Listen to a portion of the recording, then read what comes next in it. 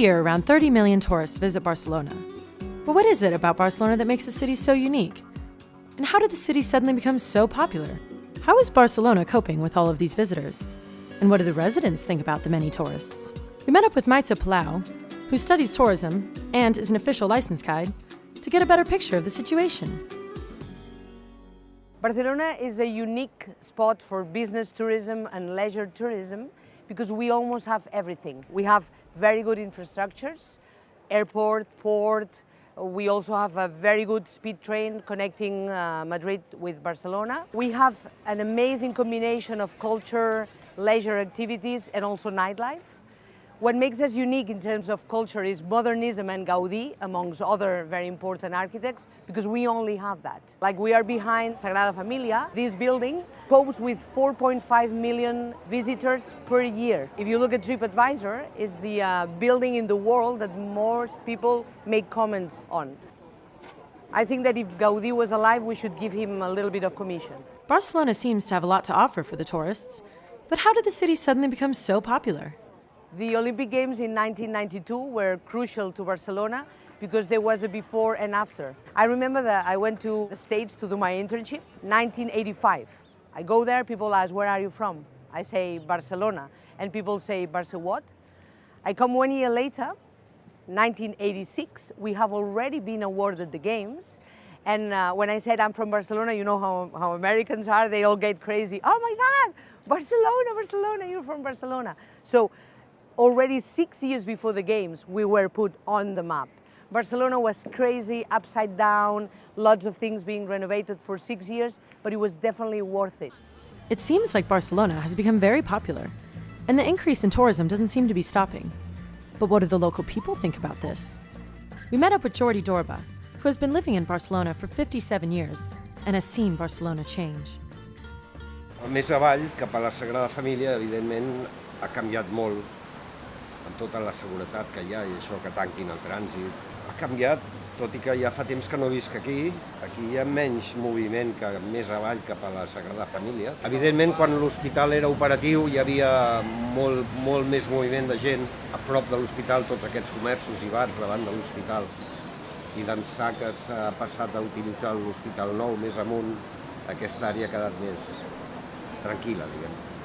I això sempre serà molt relatiu, perquè tot té els seus beneficis i contres, però suposo que ens hi hem d'adaptar i acceptar i pensar que per millor. En el transport públic, per exemple, hi ha moltíssima més oferta d'autobusos, metros, funcionant amb més horari.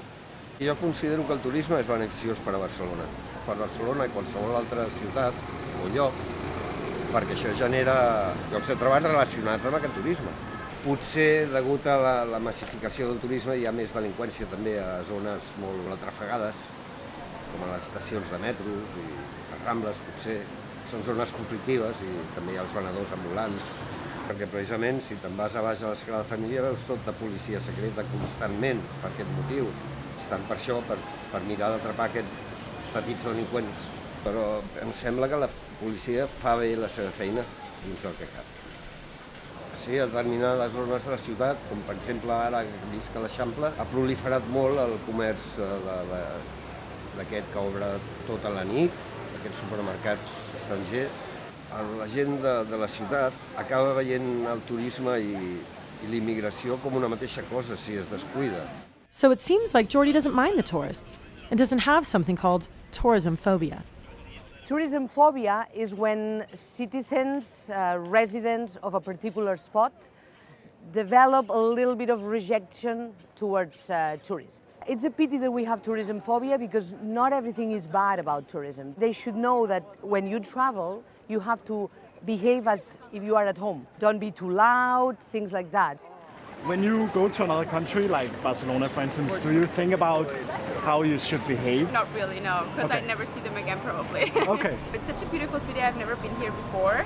And a lot of people said it's really a beautiful city, nice people, good vibe, nice flair and something like that. So I decided why not. As an American, I think that's a very American thing to do, is come in and be like, oh, I'm right all the time and I'm cool because I'm American. It's not the case at all. You always have to take the culture into consideration. You don't want to be like some drunk idiot if no one else is. Okay. I was living in Amsterdam, and it's like the epitome of people coming in and just being disrespectful. I don't want to be that person when I'm traveling.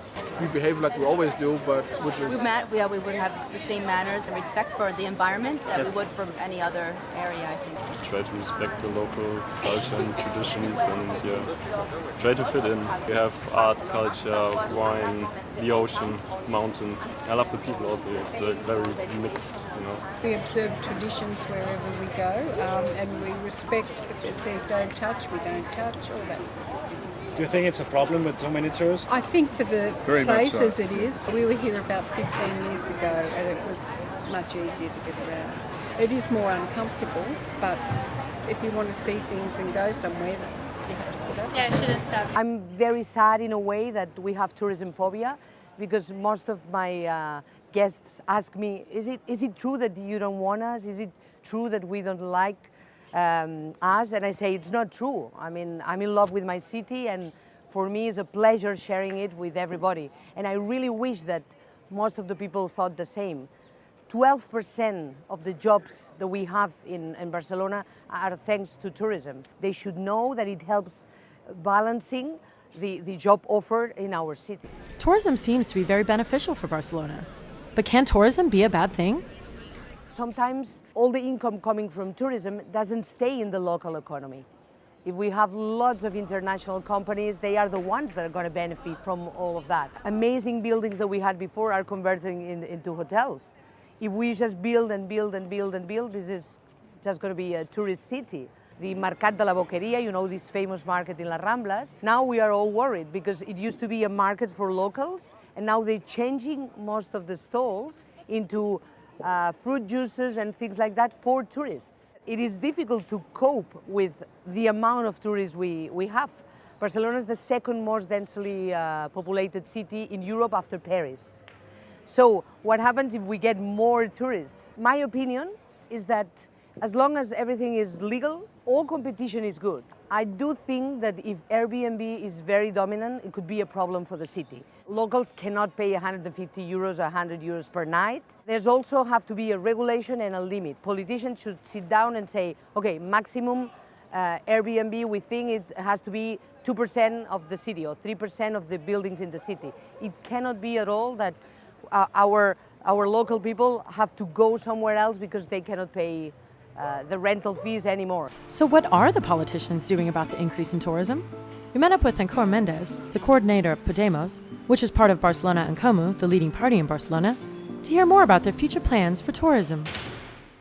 Doncs ara mateix el que s'està fent a Barcelona des de l'Ajuntament, des de les institucions i sobretot també des de molts col·lectius que estan treballant el tema del turisme és precisament tractar de controlar aquesta xifra de turisme que ve, la seva activitat, quines conseqüències té, o sigui, monitoritzar, analitzar quines conseqüències estan tenint precisament per la ciutat, en si mateix el veïnat de la ciutat i els barris, o sigui, com transformar l'entorn i com estan afectant precisament el treball de la gent, la desigualtat, en el que es veu clarament una col·laboració entre col·lectius ciutadans amoïnats per el fenomen turístic i un ajuntament que ara sí ja s'ha començat també a amoïnar des de fa un parell d'anys, precisament de fet abans de les últimes eleccions, per aquest fenomen i les seves conseqüències. És a dir, ara mateix s'estan fixant i s'estan posant pilars precisament per començar a treballar la situació perquè deixi de ser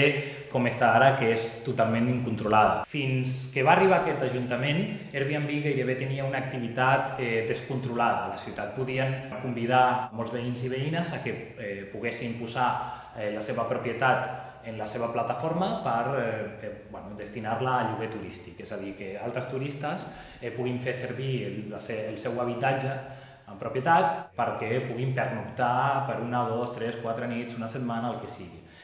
Això el que va comportar és massivament milers o desenes de milers d'habitatges que abans es destinaven al lloguer de famílies que vivien a Barcelona comencessin a dedicar al lloguer turístic. O sigui, no és un lloguer per viure i per tant el que fa és reconvertir un habitatge en una altra cosa, en un establiment, en aquest cas turístic. Ara mateix tenim el preu més alt de tota la història de Barcelona respecte del preu dels lloguers dels habitatges.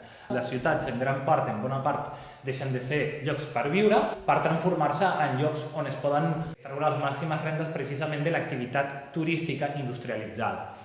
Aquestes conseqüències han estat fatals per molts barris, perquè molta gent, especialment famílies joves, han hagut de marxar dels seus barris perquè no poden aconseguir habitatges que puguin pagar, perquè a més de pujar el preu de l'habitatge, de que a més es deixen de posar en el mercat del lloguer més habitatge per poder viure, sinó que es destina com a establiment turístic. A més, el que està passant és que les rendes de la gent, els salaris, estan creixent des de fa temps, en comparació amb l'increment de preus que estan portant a terme elements bàsics com l'habitatge.